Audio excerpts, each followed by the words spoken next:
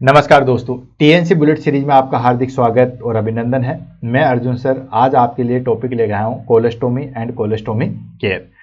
सबसे पहले मैं टीएनसी बुलेट सीरीज के बारे में दो शब्द कहना चाहूँगा और उसके बाद जो हम आगे बढ़ेंगे। दोस्तों, टीएनसी बुलेट सीरीज जो है वो अर्ली मॉर्निंग 7 AM जो है वो आपके पास में आ जाती है। इसका क्राइटेरिया यही होता है कि काफ़ी ज़्यादा इंपॉर्टेंट टॉपिक जो है वो हम लेके आते हैं जिससे एग्जाम में क्वेश्चन जो है वो निकल के आए। अननेसेसरी टाइम खराब करके जो है वो हमें क्या मिलेगा, न टाइम एक्स्ट्रा आपके पास में है, नहीं जो है वो मेरे पास में है।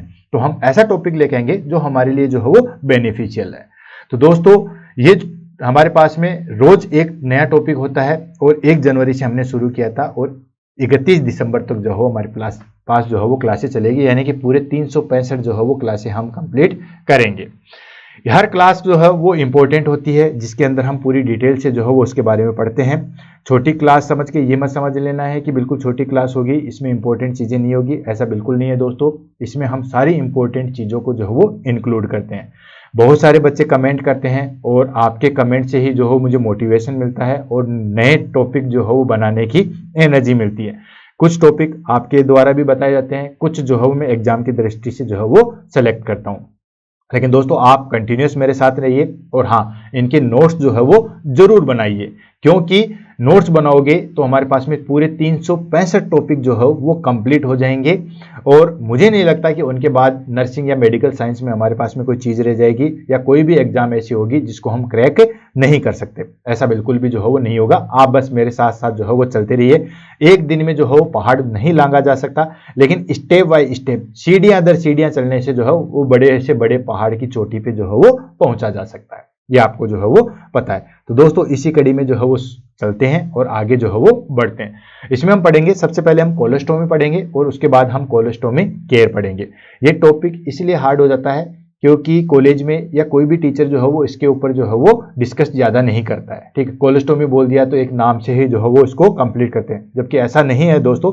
एग्जाम में इससे रिलेटेड बहुत सारे क्वेश्चन आते हैं। फॉर एग्जांपल, इसमें आता है टाइप ऑफ कोलोस्टोमी पे आता है, वेट कोलोस्टोमी कौन सी होती है, ड्राई कोलोस्टोमी कौन सी होती है, या परमानेंट कोलोस्टोमी कैसे करोगे, टेम्परेरी कोलोस्टोमी कैसे करोगे, या जो हमारे पास में जो है वो ट्रांसफर कोलोस्टोमी कहाँ से होगी, असेंडिंग कोलोस्टोमी कौन सी होती है। इन सब चीज़ों से जो है वो एग्जाम में क्वेश्चन पूछा था। कोलोस्टोमी क्यों की जाती है, इन सबसे भी जो है वो क्वेश्चन पूछा जाता है। देन उसके बाद कोलोस्टोमी केयर से बहुत ज़्यादा क्वेश्चन आते हैं। कोलोस्टोमी केयर जो है वो 3 स्टेप में होती है। एक हमारे पास में स्टोमा केयर होती है, एक हमारे पास में बैक केयर होती है, एक जो है वो स्किन केयर होती है। 3 टाइप की जो है वो केयर जाके जो है वो पूरी कोलोस्टोमी केयर जो है वो बनती है। स्टोमा केयर के बारे में बहुत एग्जाम में पूछा था कि स्टोमा का नॉर्मल कलर जो है वो कैसा होना चाहिए, कितना इंच बाहर होना चाहिए, अगर ऐसा कलर हो जाएगा तो क्या इंडिकेशन है। ये सारी चीजें जो है वो एग्जाम में पूछी जाती है। देन बैक केयर कैसे करनी है, कब बैक को खाली करना है, कब नहीं करना है, किस तरीके से करना है, ये सारी चीजें। देन स्किन केयर के लिए हम किस तरीके से कर सकते हैं। तो बहुत सारे एग्जाम में जो है वो इससे क्वेश्चन आते हैं। 1 बाय 1 करके हम जो है वो करेंगे और इस टॉपिक को जो है वो क्रिस्टल क्लियर की तरह जो है वो पढ़ेंगे। बच्चे बोलते भी हैं कि कंफ्यूजन और अर्जुन सर की नहीं बनती है, तो बिल्कुल नहीं बनेगी। ठीक है ना, हम जो टॉपिक पढ़ेंगे, पढ़ो ऐसे जैसे बरसों जीना हो, जियो ऐसे जैसे कि कल ही मर जाना हो। तो दोस्तों, शुरुआत करते हैं और आगे बढ़ते हैं। क्लियर है, तो आगे चलते हैं। तो आ गया हमारे पास में डेफिनेशन। सबसे पहले हम बात करते हैं डेफिनेशन। तो दोस्तों, जो कोलोस्टोमी जो है वो 2 वर्ड से मिलके जो है वो बना हुआ है। मैंने आपको कई बार कहा है कि अगर कोई चीज नहीं समझ में आती है तो आप उसका जो है वो ब्रेक डाउन करो।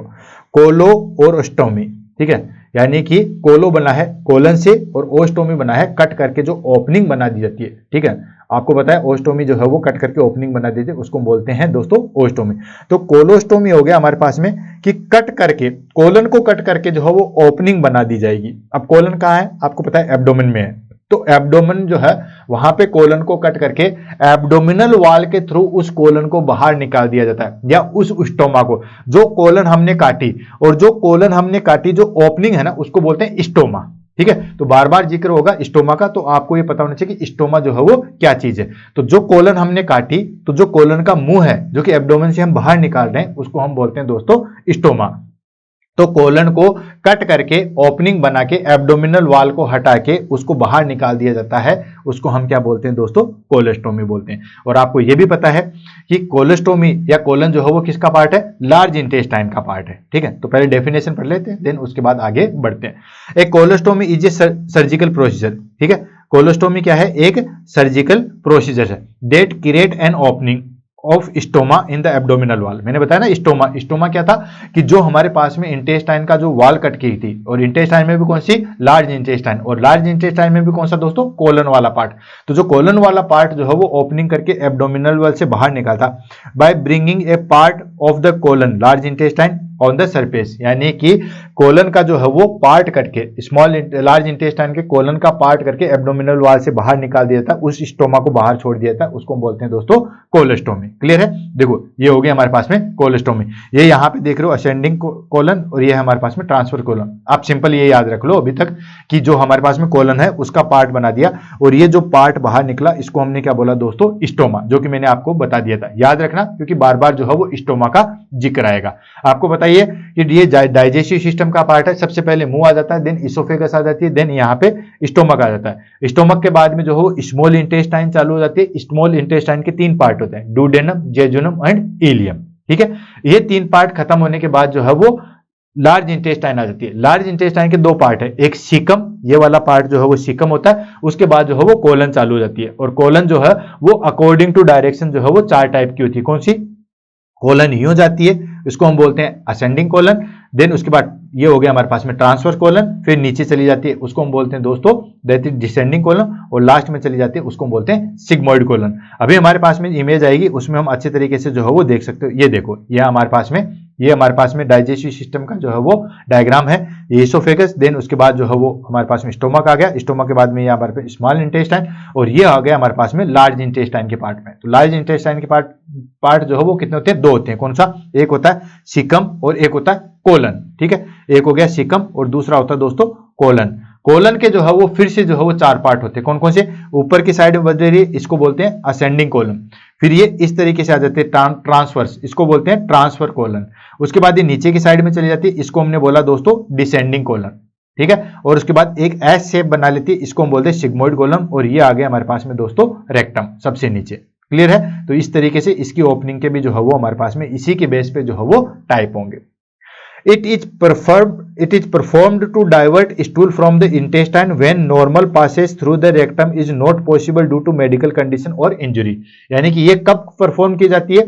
ये परफॉर्म की जाती है कि जो हमारे पास में स्टूल पास आउट होता है, या जो हमारे पास में डाइजेस्टिव सिस्टम का जो वेस्ट प्रोडक्ट है वो जब बाहर निकालना होता है, तो उसके टाइम पे जो है वो इसको क्रिएट किया जाता है जब नॉर्मल स्टूल जो है वो रेक्टम के थ्रू जो है बाहर निकल न जाए, या किसी भी कंडीशन में, कोई मेडिकल कंडीशन हो सकती है, कोई इंजरी हो सकती है, यानी कि किसी भी मेडिकल या इंजरी कंडीशन की वजह से हमारा स्टूल जो है वो रेक्टम के थ्रू बाहर नहीं निकलता है, तो हम डायरेक्टली जो है वो एब्डोमिनल वॉल से निकालते हैं, तब ये कोलोस्टोमी जो है वो की जाती है। क्लियर?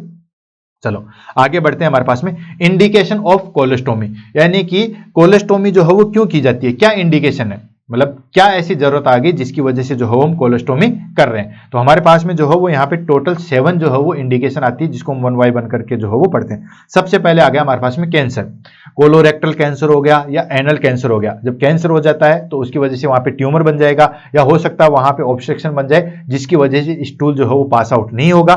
तो अगर स्टूल पास आउट नहीं होगा या एनल का जो है वो कैंसर बन गया, तो हमें कोलन को जो है बाहर निकाला या कोलोस्टोमी करनी पड़ेगी, कोलोरेक्टल कैंसर या एनल कैंसर। सेकंड आ गया bowel obstruction. Bowel obstruction in the sense कि बाउल जो हमारे पास में जीआई ट्रैक्ट है, ठीक है, तो जीआई ट्रैक्ट मान लो रेक्टम में ऑब्स्ट्रक्शन हो गया, इन्फ्लामेशन हो गया, एडेशन हो गया, ट्यूमर आ गया, किसी भी तरीके से जो है वो ऑब्स्ट्रक्ट होगी, तो उसके जस्ट पीछे से हम कट करके जो है वो बाहर निकाल देते हैं। ये आपको पता ही है, कहीं पे भी सिग्मोइड कोलन में हो गया तो हम जो है वो डिसेंडिंग कोलन तक काट देंगे, डिसेंडिंग कोलन में तो हम ट्रांसफर कोलन से काट के जो है वो ओपनिंग बना देंगे, ट्रांसफर कोलन में जो है वो ऑब्स्ट्रक्शन हो गया है तो फिर हम असेंडिंग में बना देंगे, असेंडिंग में हो गया तो हम उससे नीचे भी साइड में जो है वो काट के बाहर निकाल देंगे। ठीक है, तो बाउल ऑब्स्ट्रक्शन यानी कि रास्ता जो है वो बंद हो जाए, कोज्ड बाय ट्यूमर, इन्फ्लामेशन और एडेंशन। एडेंशन होता है मतलब आपस में जो है वो चिपक जाती है, लेयर जो है वो चिपक जाती है। नेक्स्ट आती है दोस्तों डायवर्टिकुलाइटिस। ठीक है, डायवर्टिकुलाइटिस होता है दोस्तों सीवियर इन्फ्लामेशन हो जाए या परफोरेशन हो जाए, एक पाउच लाइक स्ट्रक्चर बन जाए डायवर्टिकुला, जैसे फॉर एग्जांपल ये हमारे पास में जो है वो इंटेस्टाइन है और ऐसे जो है वो कोई पाउच लाइक स्ट्रक्चर बन जाए और यहाँ पे सीवियर इन्फेक्शन हो जाए, इसको हम बोलते हैं डायवर्टिकुलाइटिस। अगर ये हो जाए severe infection and perforation in the colon के अंदर हो जाए, तो हम जो है वो क्या करते हैं, कोलोस्टोमी करते हैं। नेक्स्ट आ गया trauma.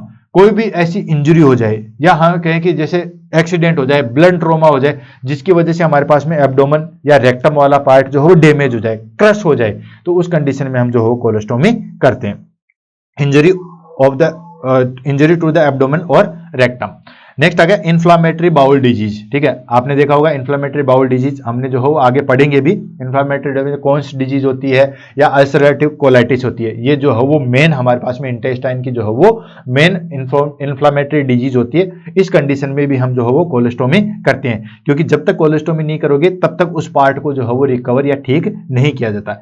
Severe cases of Crohn's disease या अल्सरेटिव कोलाइटिस। नेक्स्ट आता है congenital anomalies. Congenital anomalies in the sense कि जन्मजात ही कुछ ऐसी डिफॉर्मिटी आ जाए जिसकी वजह से हमें जो है वो कोलोस्टोमी करनी पड़ जाए। जैसे हमारे पास में इम्परफोरेटेड एनस आती है, इसके अंदर क्या होता है कि एनस वाला ओपनिंग होती नहीं है, बंद आता है, पूरा ढक्कन जो है वो बंद आता है। या कुछ डिफेक्ट ऐसे आ जाते हैं जिसकी वजह से जो है वो जन्मजात ही होते हैं, जिसकी वजह से वो रास्ता जो है वो खुलता ही नहीं है या रास्ता बना हुआ ही नहीं होता। उस कंडीशन में हम जो है वो कोलोस्टोमी करते हैं। Next infection and abscess. Severe infection हो जाए या कोई भी एब्सेस हो जाए, उस कंडीशन में हम जो है वो कोलोस्टोमी करते हैं। बेसिकली आपको जो है वो सारी चीजें पता है, कैंसर हो जाए, ऑब्स्ट्रक्शन हो जाए, या कोई डायवर्टिकुलर्स हो जाए, या कोई कॉन्स डिजीज हो जाए, इन्फ्लामेटरी बाउल डिजीज हो जाए, कोई एनोमलीज हो जाए, उस कंडीशन में हम जो है वो कोलोस्टोमी करेंगे। कुल मिला के सीधे शब्दों में जो हमारे पास में रेक्टम वाला पाथवे है या स्टूल को पास करने वाला जो पाथवे है वो किसी भी तरीके से ऑब्स्ट्रक्ट हो जाए या किसी भी तरीके से वो ब्लॉक हो जाए, तो उस कंडीशन में जो है वो हम क्या करते हैं, कोलोस्टोमी करते हैं। क्लियर। देन उसके बाद आता है हमारे पास में type of colostomy. Type of colostomy जो है वो बहुत तरीके से जो है वो डिवाइड किया गया। पहली कोलोस्टोमी को हम जो है वो डिस्कस करेंगे टाइम ऑन ड्यूरेशन या ड्यूरेशन के ऑन बेसिस ऑफ ड्यूरेशन के आधार पे जो है वो कोलोस्टोमी को दो टाइप से डिवाइड किया गया। पहला हो गया टेम्परेरी कोलोस्टोमी, दूसरा हो गया परमानेंट कोलोस्टोमी। अब ये तो आपको पता ही है, temporary colostomy in the sense कि जैसे मान लीजिए कुछ समय के लिए जो है वो हम ये कोलोस्टोमी करते हैं। जैसे नीचे वाला part in the sense rectum हुआ, सिग्मोइड कोलम हुआ, या वो इन्फ्लामेशन के कारण हमने जो है वो कोलोस्टोमी की, अगर वो वापस से ठीक हो गया तो वापस से उसको अटैच कर दिया जाएगा। कुछ समय के लिए हमने कोलोस्टोमी की, यानी कि इसको आप यूं समझ लीजिए ये हमारे पास में जो है वो कोलोस्टोमी हमने जो है वो यहाँ पे की है। अभी कोई भी प्रॉब्लम होगी, जैसे मान लो फॉर एग्जांपल यहाँ पे कैंसर हो गए या डायवर्टिकुलाइटिस हो गया या ये पिचक गई है या इसमें इन्फ्लामेशन हो गया, कुछ भी चीजें हो गई है XYZ, ये सारी चीज जो हमने ऑलरेडी ऊपर जो है वो डिस्कस की है, कुछ भी चीजें हुई है, अगर जैसे वो चीजें, तो यहाँ पे हमने कोलोस्टोमी कर दिया है। जैसे ये चीजें ठीक हो जाएगी, ठीक है, देन वापस से अटैच कर देंगे, थोड़े समय के लिए करेंगे, उसको हम बोलेंगे टेम्परेरी कोलोस्टोमी। दूसरी आती है हमारे पास में दोस्तों परमानेंट कोलोस्टोमी। परमानेंट कोलोस्टोमी जैसे मान लो यहाँ पे बहुत बड़ा ट्यूमर बन गया और ट्यूमर बनने की वजह से इसको जो है वो काट के बाहर ही निकालना पड़ गया, तो उसको हम क्या बोलेंगे दोस्तों, परमानेंट कोलोस्टोमी। नाम से पता चल रहा है, ठीक है। तो टेम्परेरी कोलोस्टोमी जो है वो कुछ समय के लिए जाती है, performed to allow the colon और rectum to heal after surgery और ट्रॉमा, ठीक है, रिवर्सिबल आफ्टर हीलिंग, यानी कि थोड़े दिनों के लिए करते हैं, देन वापस से उसको अटैच कर दिया जाता है। नेक्स्ट आ गया परमानेंट कोलोस्टोमी। परमानेंट कोलोस्टोमी क्या होते हैं, इसमें हम परमानेंटली जो है वो परफॉर्म कर देते हैं। क्रिएट व्हेन रेक्टम और anus permanently remove due to cancer और सीवियर डिजीज। कुछ कंडीशन में जो है वो इसको अगर परमानेंटली रिमूव कर दिया गया तो हम इसमें जो है वो परमानेंट कोलोस्टोमी करते हैं। नेक्स्ट आ गया हमारे पास में बेस्ड ऑन लोकेशन। लोकेशन के आधार पे जो है वो कोलोस्टोमी को कितने टाइप से डिवाइड किया गया, तो इसको जो है वो बेस्ड ऑन लोकेशन के आधार पे 4 टाइप से जो है वो डिवाइड किया गया है। अब 4 टाइप जो है वो कौन कौन से होते हैं उसको हम ले लेते हैं, तो इसको कोई रटना नहीं है, ठीक है, रटने से कुछ नहीं है। ये देखो यहाँ पे कोलन है, कोलन के मैंने जब पार्ट बताए थे शुरू में क्या क्या था, स्मॉल इंटेस्टाइन, स्मॉल इंटेस्टाइन के जस्ट बाद लार्ज इंटेस्टाइन चालू होते हैं। लार्ज इंटेस्टाइन के जो है वो 2 पार्ट है, कौन कौन सा, एक होता है सीकम, दूसरा होता है कोलन। कोलन के फिर 4 टाइप है, कौन कौन से, असेंडिंग कोलन, ये ऊपर की साइड में जा रही है, ठीक है, इसको हमने क्या बोला, असेंडिंग कोलन। फिर ये कोलम इधर होगी, ट्रांसवर्स साइड में होगी, इसको बोला क्या, ट्रांसवर्स कोलम। फिर ये कोलन नीचे की साइड में होगी, इसको हमने क्या बोला दोस्तों, डिसेंडिंग कोलन। उसके बाद ये एस शेप में बन गई, ठीक है, इसको हमने क्या बोला दोस्तों, सिग्मोइड कोलन। क्या बोला, सिग्मोइड कोलन। आगे चीज ये हो गया हमारे पास में सिग्मोइड कोलन। तो अब जहां से भी हम कट करके निकालेंगे उसके आधार पे होगा। अगर यहां से कट करके निकालेंगे तो असेंडिंग कोलन जो है कोलोस्टोमी बोलेंगे, यहां से कट करके निकालेंगे तो ट्रांसवर्स कोलोस्टोमी बोलेंगे, अगर यहां से कट करके निकालेंगे तो डिसेंडिंग कोलोस्टोमी बोलेंगे, और यहां से करेंगे तो फिर सिग्मोइड कोलोस्टोमी करेंगे। ये हो गया अकॉर्डिंग टू लोकेशन। यही देखो यहाँ पे ये आ रहा है, ठीक है, कोई चीज रटना नहीं है, सारी चीज जो है वो समझना। तो बेस्ड ऑन लोकेशन के आधार पे आ गया सबसे पहले असेंडिंग कोलेस्टोमी, नाम से पता चला ओपनिंग कहां पर करेंगे, असेंडिंग साइड में जो कोलन जा रही है वहां पे। दूसरी होगी ट्रांसफर कोलेस्टोमी, वो कहां करेंगे, जो ट्रांसफर साइड में अगर हम जो कोलन जा रही है उसको कट करके निकालेंगे उसको हम बोलेंगे ट्रांसफर कोलेस्टोमी। नेक्स्ट डिसेंडिंग कोलेस्टोमी, डिसेंडिंग कोलेस्टोमी यानी कि डिसेंडिंग साइड में जो कोलेस्टोमी जा रही है वहां पे कट करके निकालेंगे उसको बोलेंगे डिसेंडिंग कोलेस्टोमी। और लास्ट हो गया सिग्मोइड कोलेस्टोमी, सिग्मोइड के यहाँ पे जो है वो हम कट करके करेंगे उसको बोलेंगे सिग्मोइड कोलेस्टोमी। ये हो गया हमारे पास में बेस्ड ऑन लोकेशन। अच्छा, इसके अंदर डायरेक्ट ऐसे नहीं पूछते क्वेश्चन, क्वेश्चन क्या पूछते हैं, राइट साइडेड कोलेस्टोमी और लेफ्ट साइडेड कोलेस्टोमी। ठीक है, तो राइट साइडेड कोलेस्टोमी कौन सी होगी, राइट साइडेड कोलेस्टोमी होती है सिर्फ असेंडिंग कोलेस्टोमी। ठीक है, लेफ्ट साइड में कौन सी होती है, ट्रांसवर्स वाली तो बीच में आ गई तो इसका जिक्र नहीं होता है। लेफ्ट साइड में कौन सी हो जाएगी, डिसेंडिंग कोलेस्टोमी और सिग्मोइड कोलेस्टोमी, यानी कि राइट साइड में सिर्फ एक कोलेस्टोमी होती है जिसको नाम बोलते हैं असेंडिंग कोलेस्टोमी। तो एग्जाम में इस तरीके से घुमा के क्वेश्चन पूछता है कि राइट साइड में कोलेस्टोमी जो है वो कौन सी होती है, असेंडिंग कोलेस्टोमी होती है, और लेफ्ट साइड में कौन कौन सी होती है, लेफ्ट साइड में जैसे ऑप्शन दे देंगे डिसेंडिंग कोलेस्टोमी, सिग्मोइड कोलेस्टोमी, असेंडिंग कोलेस्टोमी, और लास्ट में दे देंगे आपके ए एंड बी। तो आपका ऑप्शन जाएगा ए एंड बी, क्यों, क्योंकि इधर लेफ्ट साइड में दोनों होती है। ठीक है, अच्छा और क्वेश्चन कैसा पूछा था, कोई सा भी क्वेश्चन पूछिए, हमारी क्लास के बाद जो है वो कोई क्वेश्चन ऐसा नहीं रहेगा जिसमें कोई डाउट रहेगा। क्वेश्चन पूछा था ड्राई कोलेस्टोमी जो है वो कौन सी होती है और वेट कोलेस्टोमी जो है वो कौन सी होती है। अब देखो यहां पे दिमाग लगाओ, ड्राई और वेस्ट कोलेस्टोमी, तो यहां पे आप पे ध्यान रखो कि जो भी कंटेंट आता है, ठीक है, यहां पे लिक्विड ज्यादा होता है, ठीक है, धीरे धीरे लिक्विड को एब्जॉर्ब कर लिया जाता है और उसके बाद जो है वो लिक्विड यहां सिग्मोइड कोलन तक आते आते पूरा लिक्विड जो स्टूल के अंदर जो लिक्विड था वो सारा का सारा एब्जॉर्ब हो जाता है। तो जो लेफ्ट साइड में कोलेस्टोमी होती है वो ड्राई कोलेस्टोमी होती है और जो राइट साइड में होती है वो वेट कोलेस्टोमी होती है। या सीधे शब्दों में कहें, यहां पानी की मात्रा सबसे ज्यादा थी, यहां उसके बाद कम थी, ये जो है वो सबसे कम थी, यहां सिग्मोइड कोलन में सबसे ज्यादा थी।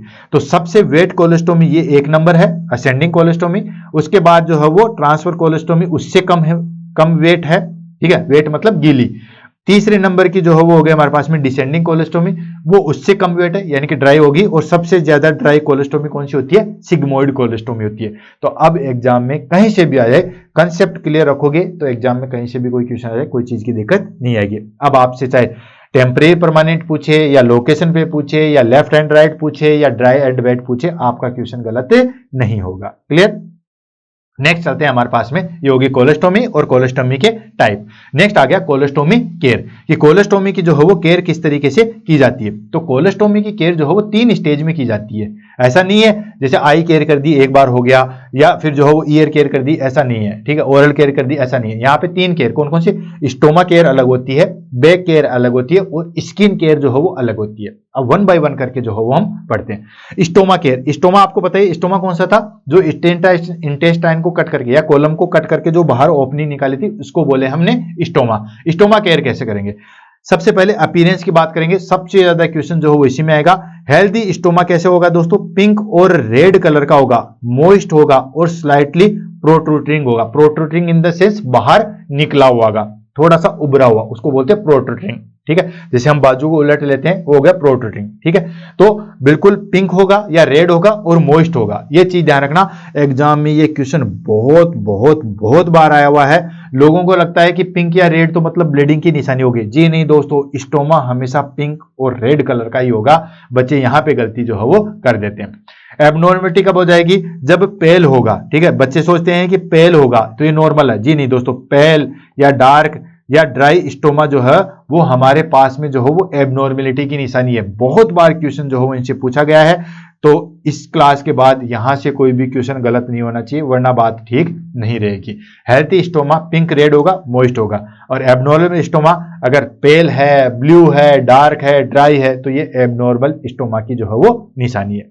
क्लीनिंग कैसे करते हैं, अब क्लीनिंग के लिए बहुत सारे को लगता है कि बीटाडीन, सेवलोन, ये सब चीजें या एंटी फंगल ऐसी चीजें, जी नहीं दोस्तों, सिर्फ और सिर्फ वार्म वाटर यूज किया जाता है और सॉफ्ट क्लॉथ या गोज जो है वो यूज में लिया जाता है। ठीक है, तो बहुत सारे को अपने जब वुंड क्लीनिंग की बात आती है, कोई भी क्लीनिंग की बात आती है, तो हमें ये लगता है कि क्लीनिंग कर रहे हैं तो बीटाडीन से करेंगे या सेवलोन से करेंगे या स्प्रिट से करेंगे, लेकिन स्टोमा कलर इससे क्लीन, स्टोमा जो है वो इससे क्लीन नहीं होता। सिंपल गोज लो, वार्म वाटर में रखो, नॉर्मल, ठीक है, वार्म वाटर में रखो, वो गोज जो है वो सॉफ्ट होना चाहिए, उसी से जो है वो स्टोमा को जो है वो क्लीन कर दिया जाता है। यही इसकी जो है वो केयर है। क्लियर है। Use warm water and soft cloth goes, ये भी क्वेश्चन जो है वो बहुत बार एग्जाम में जो है वो पूछा गया है। तो ये जो मैं अंडरलाइन कर रहा हूं ये सबसे ज्यादा एग्जाम में क्वेश्चन पूछे गए। अवॉइड दिस, ठीक है, avoid soap with alcohol, pregnance oil, ये कुछ भी जो है वो यूज में नहीं लेने हैं। बच्चे यहीं पे गलती करते हैं कि हाँ एल्कोहल या सोप जो है वो यूज में ले लेते हैं, जी नहीं दोस्तों। नेक्स्ट आता है observation, watch for swelling, bleeding, irritation around the stoma. इसके लिए तो आपको ऑब्जर्वेशन करनी पड़ेगी। इसका ऑब्जर्वेशन जो है वो हर शिफ्ट में जो है वो कर लिया जाता है कि कोई स्वेलिंग, ब्लीडिंग या कोई जो है वो स्टोमा के आगे पीछे इरिटेशन तो नहीं है। सेकंड आगे हमारे पास में कोलोस्टोमी बैक केयर। मैंने कहा था ना पहले हम स्टोमा केयर को देखेंगे फिर कोलोस्टोमी बैक केयर को देखेंगे। कोलोस्टोमी बैग केयर में भी जो है बहुत बार एग्जाम में पूछा जाता है कि कोलोस्टोमी का बैग जो है वो कब चेंज करना चाहिए। तो बहुत सारे बच्चे करके कहते हैं कि जैसे भर गया तब चेंज करना चाहिए। जी नहीं दोस्तों, हमेशा ध्यान रखना ये 1/3 भर गया तो उसके बाद चेंज कर देना, यानी कि 75% अगर कोलोस्टोमी बैग भर गया है तो उसको जो है वो चेंज कर देना चाहिए, क्योंकि उससे ज्यादा भरेगा तो वो स्किन के यहाँ पे टच होगा, स्किन के यहाँ पे टच होगा तो वहां पे इन्फेक्शन जो है वो क्रिएट करेगा। क्लियर है। तो देखो इसको हम ले लेते हैं। चेंजिंग द बैग कब चेंज करेंगे, एम्प्टी द पाउच, ठीक है, empty the pouch when it is 1/3 fill. कब चेंज करेंगे, पाउच व्हेन 1/3 फिल हो जाता है, ठीक है ना। हमेशा ध्यान रखना 1/3 फिल होते ही जो है उसको चेंज करते हैं। ये भी जो है वो एग्जाम में बहुत बार क्वेश्चन जो है वो पूछा गया, तो इंपॉर्टेंट यहाँ पे लिख देता हूं। देन उसके बाद change the appliance every 3 to 5 days. जो बैग है, ठीक है, वो हमारे पास में 3 to 5 डेज में चेंज होना चाहिए। बैग कब, बैग इन द सेंस कि बैग अगर 75% भर गया है, ठीक है, अगर हमारे पास में 75% जो है वो भर गया है, 1/3 जो है वो फिल हो जाता है, ठीक है ना, तीसरा तो उसमें हम चेंज कर देते हैं, ठीक है। या हम बात करते हैं हमारे पास में कि वो बैग जैसे इतना भरा उसमें जो है वो खाली कर दिया जाता है, लेकिन वो बैग कितने दिन में चेंज होना चाहिए, वो 3 to 5 डेज में वो बैग जो है वो चेंज हो जाना चाहिए, ठीक है। टाइप ऑफ बैग की बात करें तो 2 टाइप के आते हैं, 1 piece system and 2 piece system. अब इसमें क्या होता है, 1 पीस सिस्टम में डायरेक्ट जो हो पाउच स्किन के यहाँ पे टच होता है, और 2 पाउच वाले में क्या होता है, पहले वो पाउच पे एक सेपरेट कंपोनेंट होता है वो टच होता है और उसके बाद वो पाउच टच होता है। बस इतना सा ध्यान रखना, इसमें कोई दिक्कत नहीं। पाउच तो देखा होगा, कोलोस्टोमी पाउच तो जो हो देखने को मिल जाएगा, अगर कोई इमेज होगी तो चलो कोई नहीं है। कोलोस्टोमी के बैग के जो है वो पाउच आते हैं, ठीक है, आपने देखा होगा। वो पाउच क्या करते हैं, अगर डायरेक्ट स्किन के हाथ मतलब उस पर चिपकाने वाला होता है, अगर वो डायरेक्ट स्किन के ऊपर टच हो रहा है उसको हम बोलेंगे 1 पीस सिस्टम। 2 पीस में क्या होता है, पहले एक रिंग आती है जो पहले स्किन के यहाँ पे लगती है, फिर उस पे जो है वो पाउच लगता है, उसको बोलते हैं 2 पीस सिस्टम। मुझे नहीं लगता इसके बाद आपको कोई कंफ्यूजन नहीं होगा। The pouch and skin barrier are single unit, ठीक है, ये दोनों सेम होते हैं। The pouch and skin barrier are separate component जो है वो बीच में होता है। एप्लीकेशन की बात करें तो इसमें हम ensure the skin barrier fit around the stoma to prevent leakage, यानी कि जो हम स्किन बैरियर लगा रहे हैं, चाहे वो 1 पीस सिस्टम लगे या 2 पीस लगाए, तो बिल्कुल जो है वो बिल्कुल प्रोटेक्ट होना चाहिए, क्योंकि अगर लीकेज होगा तो वहां पे जो अगर कोई भी चीज सही तरीके से फिट नहीं होगी तो वहां पे लीकेज होगा और जो फीकल कंटेंट है, स्टूल है, वो बाहर निकलेगा। डिस्पोजल की बात करें तो हमेशा इसके अंदर जो है वो पाउच इस तरीके से बना होता है कि उसको जो है वो सील करके जो है वो प्लास्टिक बैग में भर के जो है वो लोकली डिस्पोज कर देते हैं, ठीक है। Seal the use pouch in a plastic bag and dispose according to local regulation. Next आ जाता है हमारे पास में स्किन केयर। स्किन केयर कैसे करेंगे दोस्तों, स्किन जो है वो अगर बार बार स्टूल मॉइस्ट की वजह से जो हो वहां पे क्या होता है कि वो मॉइस्ट होकर इन्फेक्शन होने के चांसेस जो है वो ज्यादा होते हैं। तो इसके लिए क्या करते हैं, keep the peristomal area clean and dry. जो पेरिओस्टोमल एरिया यानी कि जहां पे स्टोमा जो है बाहर निकला हुआ है, वो स्किन जो हो बिल्कुल क्लीन रहनी चाहिए और ड्राई रहनी चाहिए। और उसके ऊपर स्किन बैरियर लगाते हैं, पाउडर लगाते हैं, AgNO3 सिल्वर नाइट्रेट लगाते हैं, पूरी लेयर को जो है वो प्रोटेक्ट करते हैं और लीकेज से हमेशा जो है वो बचाना चाहिए। Use skin barrier powder cream to protect skin from the initial leakage, ठीक है, इरिटेशन और लीकेज। एंड ट्रीट रैशेज और irritation promptly to prevent infection. जैसे आपको रैशेज दिखे तो इमीडिएटली उनको जो है वो प्रिवेंट करना चाहिए। क्लियर, ये हो गया हमारे पास में केयर, बेसिकली 3 टाइप की केयर। अब आगे हमारे पास में डाइटरी कंसिडरेशन, ये स्पेशल टाइप की है, उसमें आप इंक्लूड करो तो ठीक है, नहीं करो तो कोई बात नहीं। Dietary consideration in the sense कि चलो ये तो कर दिया आपने, स्टोमा केयर भी कर दिया, बैक केयर भी कर दिया एंड स्किन केयर भी कर दिया, लेकिन डाइटरी कंसिडरेशन हमें क्या क्या करना है, खाना कैसे देना है। खाना एक साथ बहुत ज्यादा नहीं देना है, अगर एक साथ ज्यादा दोगे तो उतना ही ज्यादा स्टूल बनेगा। खाना दोगे तो खाना हमेशा जो है वो गैस प्रोडक्शन, जिससे गैस बनती है, मूली के पराठे वगैरह ऐसी चीजें नहीं देनी चाहिए। जितनी ज्यादा गैस बनेगी उतना ही जो है वो ज्यादा दिक्कत आएगी। प्याज के, मूली के, बथुए के, ये सारी चीजें जो है वो नहीं देना चाहिए।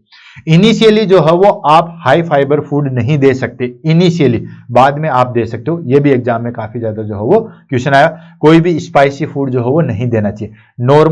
नॉर्मल जो फूड है वो देना चाहिए, नॉर्मल जो है वो पानी देना चाहिए, और स्मॉल एंड फ्रीक्वेंट मील देनी चाहिए। ऐसा नहीं है सुबह दबा के पेल दिया, शाम को दबा के पेल दिया, जी नहीं दोस्तों। हर 2-2 घंटे, 3-3 घंटे में जो है वो पानी और जो हम खाना दे रहे हैं वो इस तरीके से देना चाहिए, ताकि सही तरीके से स्टूल पास हो, सही तरीके से हमें टाइमली जो है वो हम बैग को क्लीन करें।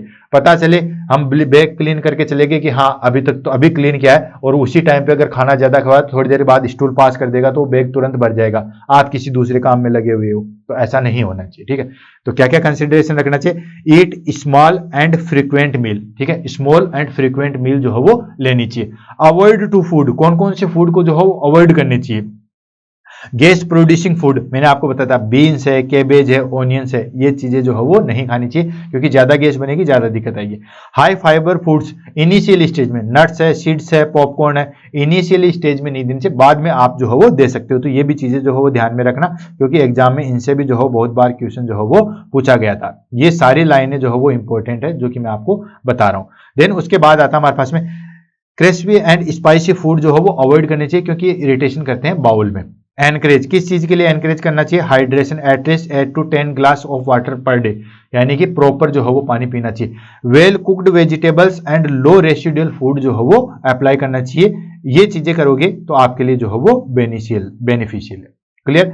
नेक्स्ट आ जाता है प्रिवेंट ऑफ कॉम्प्लिकेशन, यानी कि कैसे कैसे जो है वो कॉम्प्लिकेशन से हम जो है वो प्रिवेंट कर सकते हैं। ठीक है, या कौन कौन से जो है वो हमारे पास में प्रिवेंशन ऑफ कॉम्प्लिकेशन जो है वो कौन कौन से?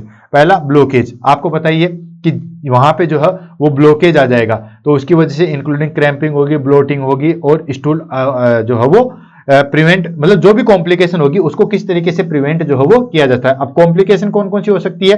ब्लॉकेज हो सकता है, तो ब्लॉकेज को कैसे आइडेंटिफाई करोगे? क्रैम्पिंग होगी, ब्लोटिंग होगी, और स्टूल आउटपुट जो है वो कम हो जाएगा, क्योंकि कहीं ना कहीं ब्लॉकेज है। तो ये चीजें जो है वो अर्ली आइडेंटिफाई करनी है। नेक्स्ट है प्रोलैप्स।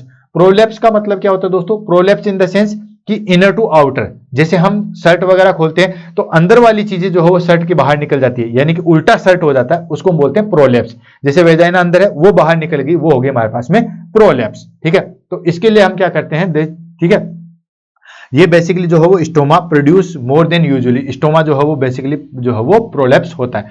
देन रिट्रैक्शन क्या होता है दोस्तों? स्मॉल जो है स्टोमा जो है वो सिंक हो जाता है, स्किन लेवल से जो है वो थोड़ा सा नीचे घुस जाता है। रिट्रैक्शन पीछे की साइड में खिसक जाता है। ठीक है, हर्निया का मीनिंग क्या हो गया दोस्तों? कि अपनी जगह से जो है वो चीज हट जाती है, उसको बोलते हैं दोस्तों हर्निया। तो बल्जिंग नियर द स्टोमा के नियर जो है वो हर्निया होने के चांसेस जो है वो ज्यादा होते हैं। नेक्स्ट इन्फेक्शन, आपको पता है रेडनेस, स्वेलिंग एंड पस अराउंड द स्टोमा, ये किस चीज को इंडिकेशन कर रहे हैं दोस्तों? इन्फेक्शन के कर रहे हैं। मैनेजमेंट क्या होगा? मैनेजमेंट है हमारे पास में contact health care provider for any abnormality, जो भी एबनॉर्मलिटी आपको दिखाई देती है इन सब चीजों में, तो इमीडिएटली जो है वो आप हेल्थ केयर प्रोवाइडर के पास में जो है वो जाओगे। Prevent hernia bye avoiding heavy lifting जो है वो हर्निया को प्रिवेंट कर सकते हैं। नेक्स्ट आ गया हमारे पास में दोस्तों एडवांटेज ऑफ कोलोस्टोमी। कोलोस्टोमी के क्या क्या एडवांटेज है आपको पता ही है। कोलोस्टोमी का जो है वो हमारे पास में एडवांटेज है कि अगर कोई भी चीज का ऑब्स्ट्रक्शन हो गया, या बाउल डिजीज हो गई है, या कहीं पे भी कोई प्रॉब्लम आ गई, तो उसके लिए हम जो है वो आराम से जो है वो डाइजेशन के बाद जो स्टूल निकला उसको आसानी से बाहर निकाल सकते हैं। Allow normal digestion and absorption of nutrition, colostomy कर दोगे तो इसमें डाइजेशन में और एब्जॉर्वेशन में कोई चीज की दिक्कत नहीं आएगी। देन अल्टरनेटिव सिम्टम्स है कोज बाय बाउल डिजीज और ऑब्स्ट्रक्शन आ जाएगा उसका। Then improve quality of life patient with severe colorectal condition, अगर सीवियर कोलोरेक्टल कंडीशन है उससे हम इंप्रूव कर सकते हैं। देन उसके बाद आ गया हमारे पास में last patient education and guidelines. इससे भी जो है वो क्वेश्चन निकल के आते हैं कि पेशेंट को हमें कोलोस्टोमी तो लगा दिया, तो पेशेंट को किस तरीके से हम एजुकेशन दे सकते हैं। सबसे पहले एजुकेशन देनी है दोस्तों हाइजीन की। हाइजीन क्या कि आपको प्रॉपर जो है वो स्टोमा केयर करनी है, प्रॉपर जो है वो पाउच केयर करनी है, प्रॉपर जो है वो आपको स्किन केयर करनी है। सेकंड बैग मैनेजमेंट यानी कि उस बैग को कैसे क्लीन करना है, कैसे उसको जो है वो एम्प्टी करना है, कैसे उसको जो है वो चेंज करना है। Then lifestyle adaptation. Lifestyle adaptation में क्या करते हैं कि उसको एनकरेज करते हैं कि आप नॉर्मल एक्टिविटी कीजिए, क्योंकि जिसके बंदे के कोलेस्टोमी लगा हुआ, सोचो स्टूल एब्डोमेन के थ्रू बाहर आ रहा है तो उसकी इमेज किस तरीके से बन जाती है लोगों के बीच में। तो उसको यही चीज समझानी है कि ये बहुत बड़ी चीज नहीं है या कोई एबनॉर्मलिटी नहीं है, आप अपनी नॉर्मल लाइफ को जो है वो जिए, कोई दिक्कत नहीं है। देन उसके बाद जो है वो हमारे पास में था ट्रेवल टिप्स, यानी कि बाहर घूमने फिरने जाए तो एक्स्ट्रा कोलेस्टोमी बैग किस तरीके से कैरी करें, ये सब चीजें कैसे चेंज करें, ये सारी चीजें जो है वो बताई जाती है।